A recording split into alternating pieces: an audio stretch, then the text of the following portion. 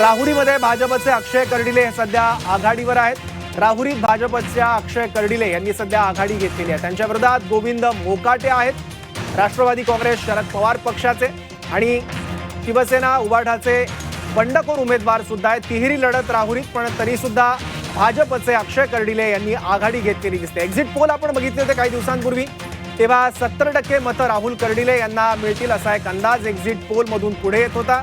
तोच ट्रेंड या मतमोजणीत सुद्धा बघायला मिळतो, काय पाहावं लागेल।